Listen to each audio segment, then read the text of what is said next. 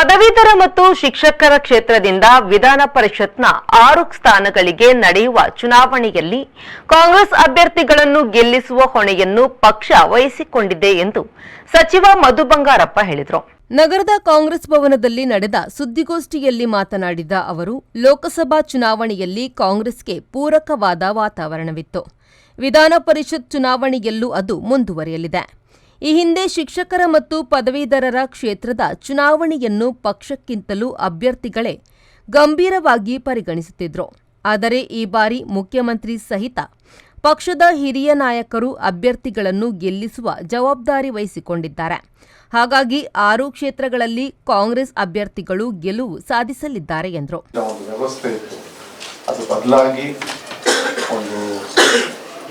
ಒಳ್ಳೆ ರೀತಿಯಲ್ಲಿ ಕಾಂಗ್ರೆಸ್ ಪಕ್ಷದ ವಾತಾವರಣ ಗೆಲುವಿನ ಹಂತಕ್ಕೆ ತಗೊಂಡು ಹೋಗುತ್ತೆ ಅಂತಕ್ಕಂಥ ವಿಶ್ವಾಸದ ಕೂಡ ಬಂದಿದೆ. ಅದು ಶಿವಮೊಗ್ಗದಲ್ಲಿರ್ಬೋದು, ಉಡುಪಿ, ಕರಾವಳಿ ಭಾಗದಲ್ಲಿ, ನಾರ್ತ್ ಕೆನರಾ, ಇಡೀ ರಾಜ್ಯದಲ್ಲೂ ಕೂಡ ತುಂಬ ಚೆನ್ನಾಗಿದೆ.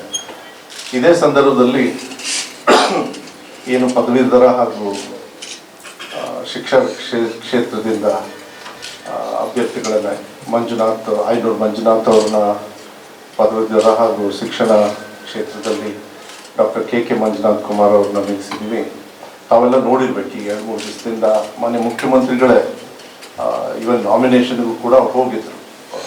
ಬೆಂಗಳೂರಲ್ಲೂ ಕೂಡ ಬೆಂಗಳೂರು ಭಾಗದ ನಾಮಿನೇಷನ್ಗೆ, ಮತ್ತು ಮೊನ್ನೆ ಮುಖ್ಯಮಂತ್ರಿಗಳೇ ಮೈಸೂರಿಗೆ ಬಂದು ಅಲ್ಲೂ ಕೂಡ ನಾಮಿನೇಷನ್ಗೆ ನಾಮಪತ್ರ ಸಲ್ಲಿಕೆ. ಅಂದರೆ ಭಾಳ ಜವಾಬ್ದಾರಿತವಾಗಿ, ಯಾಕೆಂದರೆ ಭಾಳ ವಿಸ್ತರಣೆ ಭಾಳ ದೊಡ್ಡದಾಗ್ತದೆ. ಮಂಗಳೂರು, ಉಡುಪಿ, ಚಿಕ್ಕಮಗಳೂರು, ಶಿವಮೊಗ್ಗ ಅಂತ ಹೇಳಿದಾಗ 5-6 ಜಿಲ್ಲೆ ಬರೋದ್ರಿಂದ ಒಂದೊಂದು ಕ್ಷೇತ್ರಕ್ಕೆ ಅವರಿಗೆ ನಿಜವಾಗ್ಲೂ ವೈಯಕ್ತಿಕವಾಗಿ ಎಲ್ಲ ಕಡೆನೂ ಹೋಗೋದಕ್ಕಾಗೋದಿಲ್ಲ. ಸ್ವಾಭಾವಿಕವಾಗಿ ಮುಂಚೆ ಎಲ್ಲ ಕ್ಯಾಂಡಿಡೇಟ್ಸ್ ಚುನಾವಣೆಯನ್ನು ಮಾಡೋದು. ಆದರೆ ಇವತ್ತು ನಮಗೆಲ್ಲರಿಗೂ ಕೂಡ ನನ್ನನ್ನು ಸೇರಿ ಕೆಲವು ಜವಾಬ್ದಾರಿಯನ್ನು ಕೊಟ್ಟಿದ್ದಾರೆ. ಗೆಲ್ಸ್ಕೊಂಡು ಬರಲೇಬೇಕಾಗ್ತದೆ. ಮೇಲ್ಮನೆಯಲ್ಲಿ ನಮ್ಮ ಹೆಚ್ಚು ಶಕ್ತಿಯನ್ನು ಕೂಡ ಪಡ್ಕೊಳ್ಬೇಕಾಗ್ತದೆ. ಯಾಕೆಂದರೆ ಯಾವ್ದಾದ್ರು ಬಿಲ್ ಪಾಸ್ ಆಗಬೇಕು ಅಂತಕ್ಕಂಥ ಸಂದರ್ಭದಲ್ಲಿ ಮೇಲ್ಮನೆಯ ಸಹಕಾರನೂ ಕೂಡ ಬೇಕಾಗ್ತದೆ. ಪದವೀಧರ ಕ್ಷೇತ್ರದ ಅಭ್ಯರ್ಥಿ ಆಯನೂರು ಮಂಜುನಾಥ್ ಮಾತನಾಡಿ, ರಾಜ್ಯ ವಿಧಾನ ಪರಿಷತ್ನಲ್ಲಿ ಕಾಂಗ್ರೆಸ್ ಹೆಚ್ಚು ಸ್ಥಾನ ಹೊಂದಿದರೆ ಸರ್ಕಾರ ಕೈಗೊಳ್ಳುವ ನಿರ್ಧಾರಗಳಿಗೆ ಸಹಕಾರಿಯಾಗಲಿದೆ. ಇದನ್ನು ಪದವೀಧರ ಮತದಾರರು ಕೂಡ ಅರ್ಥ ಮಾಡಿಕೊಂಡಿದ್ದಾರೆ. ಹಾಗಾಗಿ ಗೆಲ್ಲುವ ವಿಶ್ವಾಸವಿದೆ ಎಂದರು. ಈ ಚುನಾವಣೆ ಚಿಹ್ನೆರಹಿತ ಚುನಾವಣೆ. ಯಾಕೆಂದರೆ ಇದು ವಿದ್ಯಾವಂತ ಮತದಾರರ ಚುನಾವಣೆ. ಇದು ನಮ್ಮ ಮೇನ್ ಮತ್ತು ನಾವು ಮಾಡುವಂಥದ್ದು ಆನ್ ಪ್ರಯಾರಿಟಿ ಪ್ರಾಶಸ್ತ್ಯ ಮತಗಳ ಚುನಾವಣೆ. ಆ ಥರ ವಿದ್ಯಾವಂತ ಸಮೂಹಕ್ಕೆ ನಮ್ಮನ್ನು ಪರಿಚಯ ಮಾಡಿಕೊಡೋದು ನಮ್ಮ ಕೆಲಸಗಳ ಮೂಲಕ. ನಾನು ಇದುವರೆಗೂ ಆ ನೌಕರರ ಕ್ಷೇತ್ರದಲ್ಲಿ ಮಾಡಿರ್ತಕ್ಕಂಥ ಕೆಲಸಗಳು, ಹೋರಾಟಗಳ ಆಧಾರದ ಮೇಲೆ ನಾನು ಮತವನ್ನು ಕೇಳ್ತೇನೆ. ಆದರೆ ಮತ ಕೇಳುವ ಅವಧಿಯಲ್ಲಿ ನನ್ನನ್ನು ನಾನು ಪರಿಚಯಿಸಿಕೊಳ್ಳಕ್ಕೆ ಪಕ್ಷವೇ ನನಗೆ ಇರ್ತಕ್ಕಂಥ ಬಹಳ ಸದೃಢ ಮೂಲ ಆಯಿತು. ಕಾರ್ಯಕರ್ತರ ಮೂಲಕನೇ ನಾನು ಮತದಾರನ ಮುಟ್ಟಬೇಕು. ಅವಧಿ ಕಡಿಮೆ ಮತ್ತು ಬಹಳ ವಿಸ್ತಾರವಾಗುತ್ತೆ. ಒಂದು ಸುತ್ತು ಬರುವಾಗ 1000 ಕಿಲೋಮೀಟರ್ ಆಡಿಬಿಡ್ತದೆ. ಅಂಥ ಸಂದರ್ಭದಲ್ಲಿ ಪಕ್ಷದ ಆಧಾರಿತ ಮಾಡೋದು ಪಕ್ಷದ ಕಾರ್ಯಕರ್ತರು ತುಂಬ ಹೃತ್ಪೂರ್ವಕವಾಗಿಯೇ ಸ್ವಾಗತವನ್ನು ಮಾಡಿದ್ದಾರೆ. ನಾಯಕತ್ವ ನನಗೆ ಆಶೀರ್ವಾದವನ್ನು ಮಾಡಿದೆ. ಆ ಕಾರಣಕ್ಕೋಸ್ಕರನೇ ಇಡೀ ಪಕ್ಷ, ಅದರ ನಾಯಕರು, ಅಧ್ಯಕ್ಷರು, ಸಚಿವರುಗಳು, ಶಾಸಕರುಗಳು ಎಲ್ಲ ಒಟ್ಟಾಗಿ ನಿಂತು ಚುನಾವಣೆ ಮಾಡ್ತಿರೋದ್ರಿಂದ ಕಾಂಗ್ರೆಸ್ ಕಾರ್ಯಕರ್ತರು ಹೃತ್ಪೂರ್ವಕವಾಗಿ ಸ್ವಾಗತವನ್ನು ಮಾಡಿದ್ದಾರೆ. ಅವರ ಮನಸ್ಸಿನಲ್ಲಿ ಒಂದು ಛಲ ಇದೆ. 42 ವರ್ಷಗಳಿಂದ ಸತತವಾಗಿ ವಿರೋಧ ಪಕ್ಷ ಗೆದ್ದುಕೊಂಡು ಬಂದಿದೆ. ಅದನ್ನು ಒಮ್ಮೆ ತಮ್ಮ ಕೈಗೆ ತೆಗೆದುಕೊಳ್ಳಬೇಕು ಅನ್ನುವಂಥ ಗಟ್ಟಿ ನಿಲುವನ್ನು ಕಾರ್ಯಕರ್ತರು ಹೊಂದಿದ್ದಾರೆ.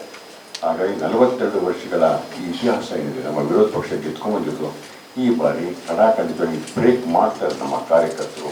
ನನಗೆ ಅದೇನು ಸಮಸ್ಯೆ ಕಂಡು ಬಂದಿಲ್ಲ. ಶಿಕ್ಷಕರ ಕ್ಷೇತ್ರದ ಅಭ್ಯರ್ಥಿ ಡಾಕ್ಟರ್ ಕೆ ಮಂಜುನಾಥ್ ಮಾತನಾಡಿ, ಶಿಕ್ಷಕರ ವೇತನವನ್ನು ಕಾಂಗ್ರೆಸ್ ಸರ್ಕಾರವು 2018ರಲ್ಲೇ 30% ಹೆಚ್ಚಿಸಿತ್ತು. ಬಿಜೆಪಿ ಮತ್ತು ಜೆಡಿಎಸ್ ಸರ್ಕಾರವು ಶಿಕ್ಷಕರ ಪಿಂಚಣಿಯನ್ನು ಕಿತ್ತುಕೊಂಡಿವೆ. ಅನುದಾನಿತ ಶಿಕ್ಷಕರನ್ನು ಬೀದಿಪಾಲು ಮಾಡಿವೆ. ಇದನ್ನು ಶಿಕ್ಷಕರು ಎಂದಿಗೂ ಮರೆಯಲಾರರು ಎಂದರು. ಸರ್ಕಾರಿ ನೌಕರರು ಹಾಗೂ ಶಿಕ್ಷಕರು ಕೆಲಸ ಮಾಡೋದು ಒಂದು ಸಂಬಳಕ್ಕಾಗಿ, ಎರಡನೇದು ಪಿಂಚಣಿಗೋಸ್ಕರ.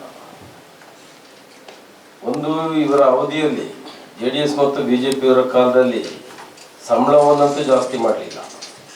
30% ಸಂಬಳವನ್ನು ಹೆಚ್ಚು ಮಾಡಿದಂಥ ಒಂದು ಐತಿಹಾಸಿಕ ತೀರ್ಮಾನವನ್ನು ತೆಗೆದುಕೊಂಡಂಥದ್ದು. 6ನೇ ವೇತನ ಆಯೋಗವನ್ನು ವರದಿಗಿಂತ 2% ಹೆಚ್ಚು ಕೊಟ್ಟು 30% ಸಂಬಳ ಜಾಸ್ತಿ ಮಾಡಿದಂಥ ಒಂದು ಸರ್ಕಾರ ಮತ್ತು ಮುಖ್ಯಮಂತ್ರಿ ಇದ್ರೆ ಅದು ಮಾನ್ಯ ಸಿದ್ದರಾಮಯ್ಯನವರು 2018ರಲ್ಲಿ ಸಂಬಳವನ್ನು ಹೆಚ್ಚು ಮಾಡಿದಂಥ ಹೆಮ್ಮೆ ಇರುವಂಥ ಪಕ್ಷ ಹಾಗೂ ಸರ್ಕಾರ ನಮ್ಮದು. ಪಿಂಚಣಿಯನ್ನು 60 ವರ್ಷ ಆದ ನಂತರ ನಿವೃತ್ತಿ ಆದಂಥವ್ರಿಗೆ ನಮ್ಮ ಕಾಂಗ್ರೆಸ್ ಸರ್ಕಾರಗಳು ಕೇಂದ್ರದಲ್ಲಿ ಮತ್ತು ರಾಜ್ಯದಲ್ಲಿ ಕೊಡ್ತಾ ಬರ್ತಾ ಇದ್ದವು. ಅವರ ಇಡೀ ವಯಸ್ಸನ್ನು 60 ವರ್ಷದವರೆಗೆ ದುಡಿದು ದೈಹಿಕವಾಗಿ ದುರ್ಬಲರಾದಂತಹ ವೃದ್ಧಾಪ್ಯದಲ್ಲಿ 60 ವರ್ಷದ ನಂತರ ಅವ್ರ ಸೇವೆಯನ್ನು ಪರಿಗಣಿಸಿ ಅಷ್ಟು ವರ್ಷದನ್ನ ಮುಂದುವರಿದ ಭಾಗವಾಗಿ ಅವರಿಗೆ ಆಶ್ರಯಕ್ಕಾಗಿ ಕೊಡ್ತಾ ಇದ್ದಂಥ ಹಣ ಪಿಂಚಣಿ, ಪುಕ್ಸಟೆ ಕೊಡ್ತಾ ಇರ್ತಕ್ಕಂಥ ಹಣ ಅಲ್ಲ ಅದು. ಅದನ್ನ ಈಗ ನಾವು ಮರುಜಾರಿ ಮಾಡಬೇಕು OPS ಅನ್ನುವಂಥ ಒಂದು ಬೇಡಿಕೆ ಒಂದು ಕಡೆ, ನಮ್ಮ ಮ್ಯಾನಿಫೆಸ್ಟೋ ಅಲ್ಲಿ MLA ಮ್ಯಾನಿಫೆಸ್ಟೋ 2023ಯಲ್ಲಿ ಸನ್ಮಾನ್ಯ ಸಚಿವರು ಉಪಾಧ್ಯಕ್ಷರಾಗಿ ಮ್ಯಾನಿಫೆಸ್ಟೋಗೆ ಸೇರಿಸ್ಕೊಂಡಿರುವಂಥದ್ದು ಒಂದು ಕಡೆ. ಆದರೆ ಈ OPS ಇದ್ದದ್ದನ್ನ ಪಿಂಚಣಿ ಕೊಡ್ತಾ ಇದ್ದದ್ದನ್ನ ಕಿತ್ಕೊಂಡವ್ರು ಯಾರು ಅನ್ನೋದು ಬೇಕಲ್ಲ. ಯಾರು ಕಿತ್ಕೊಂಡ್ರು, ಅದನ್ನ ರದ್ದು ಮಾಡಿದ್ರು, ಪಿಂಚಣಿ ಕೊಡೋದು ಬೇಡ ಅನ್ನೋದು ಬೇಕಲ್ಲ. ಕೆಪಿಸಿಸಿ ಕಾರ್ಯಾಧ್ಯಕ್ಷ ಹಾಗೂ ವಿಧಾನ ಪರಿಷತ್ನ ಸದಸ್ಯ ಮಂಜುನಾಥ್ ಭಂಡಾರಿ ಮಾತನಾಡಿ, ನೈಋತ್ಯ ಪದವೀಧರ ಕ್ಷೇತ್ರವು ಶಿವಮೊಗ್ಗ, ಚಿಕ್ಕಮಗಳೂರು, ಉಡುಪಿ, ದಕ್ಷಿಣ ಕನ್ನಡ, ಕೊಡಗು, ದಾವಣಗೆರೆ ಜಿಲ್ಲೆಯ ಹೊನ್ನಾಳಿ, ನ್ಯಾಮತಿ, ಚನ್ನಗಿರಿ ವಿಧಾನಸಭಾ ಕ್ಷೇತ್ರ ವ್ಯಾಪ್ತಿಯನ್ನು ಒಳಗೊಂಡಿವೆ. ಈ ಚುನಾವಣೆಯಲ್ಲಿ 30 ಶಾಸಕರು 6 ಜಿಲ್ಲೆಗಳನ್ನು ಪ್ರತಿನಿಧಿಸಲಿದ್ದಾರೆ. ಅದರಲ್ಲಿ 15 ಬಿಜೆಪಿ, 14 ಕಾಂಗ್ರೆಸ್, 1 ಜೆಡಿಎಸ್ ಶಾಸಕರಿದ್ದಾರೆ. 83,000 ಪದವೀಧರ ಮತ್ತು 25,000 ಶಿಕ್ಷಕರು ಮತದಾನದ ಹಕ್ಕುಗಳನ್ನು ಹೊಂದಿದ್ದಾರೆ. ರಾಜ್ಯ ಸರ್ಕಾರದ ಗ್ಯಾರಂಟಿ ಯೋಜನೆಗಳು ಈ ಚುನಾವಣೆಯ ಮೇಲೂ ಸತ್ಪರಿಣಾಮವನ್ನು ಬೀರಲಿದೆ. ನೈಋತ್ಯ ಸಹಿತ ಎಲ್ಲ 6 ಕ್ಷೇತ್ರಗಳಲ್ಲೂ ಕಾಂಗ್ರೆಸ್ ಅಭ್ಯರ್ಥಿಗಳು ಜಯಗಳಿಸಲಿದ್ದಾರೆ ಎಂದರು. ಚುನಾವಣೆಯನ್ನ ಪದವೀಧರರ ಮತ್ತು ಶಿಕ್ಷಕರ ಈ ಒಂದು ಚುನಾವಣೆಯನ್ನ ಬಹಳ ಮುತುವರ್ಜಿಯಿಂದ ತೆಗೆದುಕೊಂಡಿದೆ. ಮುಂಚೆ ಏನಾಗ್ತಾ ಇತ್ತು ಅಂತ ಹೇಳಿದ್ರೆ ಅಭ್ಯರ್ಥಿಗಳು ಈ ಚುನಾವಣೆಯನ್ನು ಮಾಡ್ತಾ ಇದ್ರು. ಆದರೆ ಇದನ್ನು ಸಂಪೂರ್ಣ ಜವಾಬ್ದಾರಿಯನ್ನು ಈ ಸಲ ಪಕ್ಷ ವಹಿಸಿಕೊಂಡಿದೆ. ಪಕ್ಷದಲ್ಲಿ ಇದರ ಜವಾಬ್ದಾರಿಯನ್ನು ಶಾಸಕರುಗಳಿಗೆ ಮತ್ತು ಜಿಲ್ಲಾ ಮಂತ್ರಿಗಳಿಗೆ, ಜಿಲ್ಲಾ ಅಧ್ಯಕ್ಷರಿಗೆ, ಬ್ಲಾಕ್ ಕಾಂಗ್ರೆಸ್ ಅಧ್ಯಕ್ಷರುಗಳಿಗೆ, ಜಿಲ್ಲೆಯ ಎಲ್ಲ ನಮ್ಮ ನಾಯಕರುಗಳಿಗೆ, ಅವರಿಗೆ ಅದಲ್ಲದೆ ಇದನ್ನು ನಾವು ಬೂತ್ ಮಟ್ಟದಲ್ಲಿ, ಪಂಚಾಯಿತಿ ಮಟ್ಟದಲ್ಲಿರುವಂಥ ನಮ್ಮ ನಾಯಕರುಗಳನ್ನು ಎಲ್ಲದನ್ನು ಸೇರಿಸಿ ಈ ಚುನಾವಣೆಯನ್ನು ನಾವು ಮಾಡ್ತಾ ಇದ್ದೇವೆ. ತಮಗೆ ತಿಳಿದಾಗೆ ಸುಮಾರು 84,000 ಪದವೀಧರರು ಈ ಚುನಾವಣೆಯಲ್ಲಿ ಈ ಸಲ ಮತವನ್ನು ಚಲಾಯಿಸಲಿಕ್ಕಿದ್ದಾರೆ. ಸುಮಾರು 24,000 ಶಿಕ್ಷಕರು ಈಗಾಗಲೇ ನೋಂದಣಿಯನ್ನು ಮಾಡಿದ್ದಾರೆ. ಇದು ಬಹುಶಃ ಇತಿಹಾಸದಲ್ಲಿ ಇಷ್ಟೊಂದು ಜನರ ಒಂದು ನೋಂದಣಿ ಆಗಿದೆ. ನಮ್ಮ ಈ ಕ್ಷೇತ್ರಕ್ಕೆ ಸಂಬಂಧಪಟ್ಟ ಹಾಗೆ ಸುಮಾರು 30 ವಿಧಾನಸಭಾ ಕ್ಷೇತ್ರಗಳು ಇದಕ್ಕೆ ಒಳಗೊಂಡಿರುತ್ತೆ. ಸುಮಾರು 6 ಜಿಲ್ಲೆಗಳಲ್ಲಿ 4.5 ಪಾರ್ಲಿಮೆಂಟ್ ಕ್ಷೇತ್ರ ಬರುತ್ತೆ ಅಂತ ಹೇಳಿದ್ರೆ ದಾವಣಗೆರೆ 2 ವಿಧಾನಸಭಾ ಕ್ಷೇತ್ರಗಳು, ಚನ್ನಗಿರಿ ಮತ್ತು ಹೊನ್ನಾಳಿ ಇದಕ್ಕೆ ಸೇರಿಕೊಂಡಿರ್ತದೆ. ಈ 30ರಲ್ಲಿ 16 ಜನ ಬಿಜೆಪಿ ಶಾಸಕರು, 15 ಜನ ಬಿಜೆಪಿ ಶಾಸಕರು, 14 ಜನ ಕಾಂಗ್ರೆಸ್ ಪಕ್ಷದ ಶಾಸಕರು ಮತ್ತು 1 JDS ಶಾಸಕರು ಇರ್ತಾರೆ. ಅದಕ್ಕೆ ಬಲಾಬಲ ಈ ಸಲ ಇದೆ. ಈಗ ನಮ್ಮ ಅಭ್ಯರ್ಥಿಗಳಾದ 2 ಆಯನೂರು ಮಂಜುನಾಥ್ ಅವರು ಮತ್ತು doctor K K Manjunath Kumar ಅವರು 2 ನಮ್ಮ ಅಭ್ಯರ್ಥಿಗಳಾಗಿದ್ದಾರೆ. ನಾವು ಅಭ್ಯರ್ಥಿಗಳನ್ನು ಕಣಕ್ಕಿಳಿಯುವ ಮುಂಚೆನೇ ಕಾಂಗ್ರೆಸ್ ಪಕ್ಷ ಸುಮಾರು ಕಳೆದ 1 ವರ್ಷಗಳಿಂದ ಈ ಎಲ್ಲ ಜಿಲ್ಲೆಗಳಲ್ಲಿ ಸ್ಥಳೀಯ ನಾಯಕರುಗಳೊಂದಿಗೆ, ಬ್ಲಾಕ್ ಕಾಂಗ್ರೆಸ್ ಎಲ್ಲ ನಮ್ಮ ಅಧ್ಯಕ್ಷಗಳೊಂದಿಗೆ ಈ ನೋಂದಾವಣೆ ಪ್ರಕ್ರಿಯೆಯನ್ನು ನಾವು ಮಾಡಿದ್ವಿ.